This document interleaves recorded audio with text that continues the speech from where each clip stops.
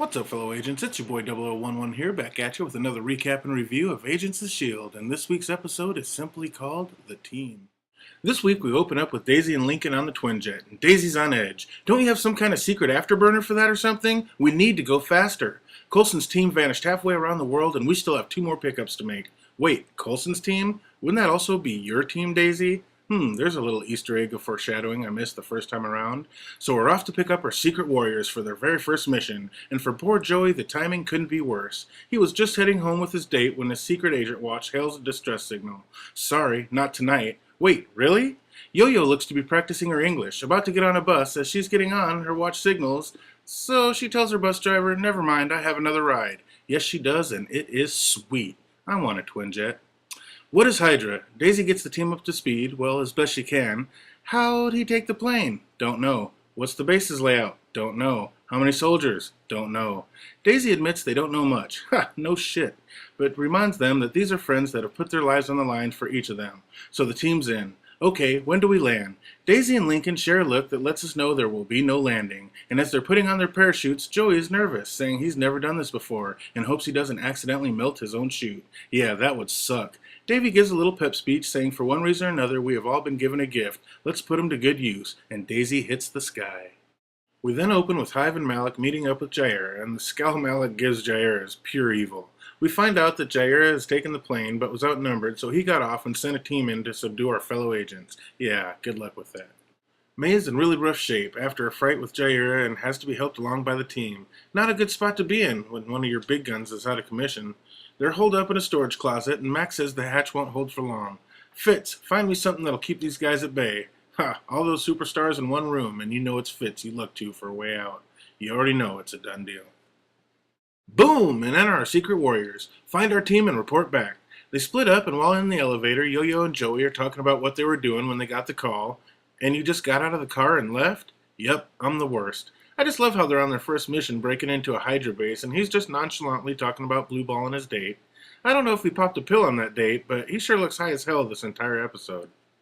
Over to Lincoln, zapping bad guys, and he just looks like he's having way too much fun. This definitely seems to be the part of the job he likes best, and I must say he can certainly hold his own.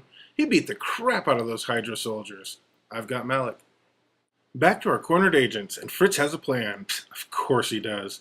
Mac asks, will the seal really hold? Which Fritz responds, I hope so, or we'll all go blind. Wait, what? Stomp. Of course it worked. Everyone's back on the Zephyr, and Coulson asked Daisy, what took so long? She replied, I had to get the band back together. Have anyone who can fly this thing? Ugh, May, you can't even walk. But I can still fly. Ha, May is such a badass. Hive Ward comes out as the Zephyr's taken off, and Jair says we've lost them and gained nothing. Not true, notes Hive. Now we have one on the inside. Ha, I knew that was way too easy of an escape. Open back at base with the new team in the locker room celebrating their first victory, and it looks like the start of something special. But from high to low, we pan to Malik, who has seen his death and knows his days are numbered. All Malik can do is reminisce and mourn his daughter. Coulson asks, what is that thing parading around as Grant Ward? Malik replies, he's a god. He doesn't seem like a god. Oh, he's a god, just not ours. Onto a scene with their lovers, and I was just starting to like Lincoln. Don't kill it with this mushy scene. Ooh, wait a minute, maybe there's a reason for this scene. Maybe the scene will actually mean something later. Okay, it gets a small pass for now. Over to a rekindled flirt affair, and Max showing off the Spanish he's learned, while Yo-Yo shows off her English. Yep, these two are definitely happy to reconnect. Your Spanish is getting much better. Yeah, a new S.H.I.E.L.D. requirement. Hello, fourth wall, and a wink to our Spanish-speaking audience. Mac tries to show off the brighter side of S.H.I.E.L.D. and how they can do all they can not to kill. But sometimes, as he shows her a weapon that does kill, they have no choice. I wonder if someone will die from that weapon this episode. Into the lab with Fitz and Simmons. You're the doctor. Is he dead or not? Dead-ish. His temperature is 98 degrees. Fascinating. No, not fascinating. Quarantine. Fitz has had enough of all the alien weird shit. They call him Alveus. Do you know that word? It means hive. Malik states, you're not a religious man, are you? Coulson says, I have faith in my team. Malik put his faith in the Inhumans to protect him, and they all turned to Hive. Mind control. You're the head of Hydra. Why would I believe you? You don't have to. You sent 4 Inhumans into his lair. How many do you think he turned? If you trust any of them, stop now. Lock down the base. We have no test for this. We keep them all confined to the base until we figure this out. Fitz is bummed. They save our lives, now we can't trust the lot of them? Coulson wants answers. Predictably, the secret warriors aren't taking being held up well. Yo-Yo wants to do something, or she go home. No one knows where Joey is, but he's not doing well. He killed Lucio, who just Medusa'd Lincoln, and as you would think, he's a little off from taking someone's life. Time for your meds, May. Slap. Those things knock me out, and she's not having it. May can sense something's afoul, and she's keeping her wits and senses at full capacity until she figures it out. Back to Coulson and Malik. I gotta ask, what did you want with all of this? What did you think would happen? I wanted to resurrect a god. Instead, I freed the devil. Tell me how to stop it. I've met gods. Gods bleed. Ha! I never saw my last rodeo being with S.H.I.E.L.D. What would you like to know? Over to Mac, surveying all the Inhumans, and in walks May. The Inhumans know something's up and want to know what's going on. And Mac, what the hell is going on? Too damn much. Simmons will try to make this sound science-y, but for the record, we're about to split open this guy's head. Fitz just wants an hour where one of his teammates isn't trying to kill him. Why'd you call me out of interrogation? And why the hell are you out of bed? Fitz and Simmons are on the way. They confirmed Lucier's infection. Malik wasn't lying. What game are we playing? And lights out. May says they're about to find out. Mac heads to the armory for an icer, and one of the lethal weapons is missing. Gemma notices a blinking light coming from Malik's room, and we found our missing weapon. It's a bomb. Boom! Cut to commercial. Oh, do you think Fitzsimmons made it, or did the bomb do him in? What a time for a commercial. I have to know. What happened?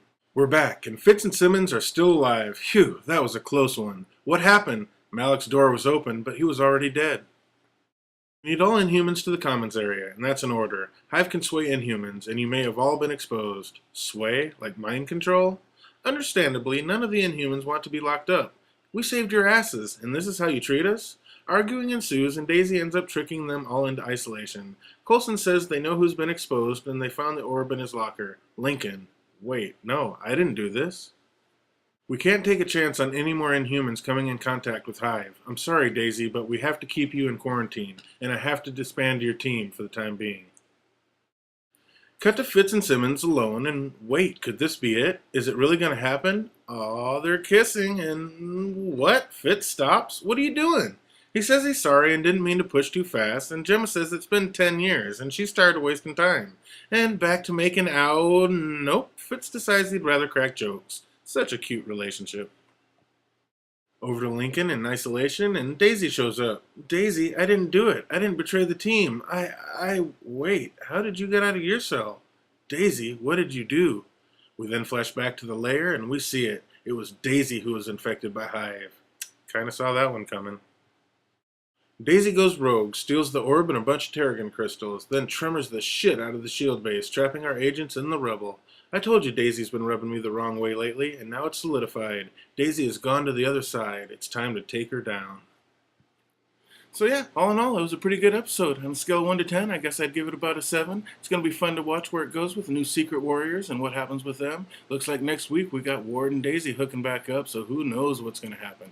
So yeah, that's my recap and review. I hope you had a good time watching it. If you did, I hope you thumbs up it. And if you liked it, subscribe, because we got a whole bunch more coming out.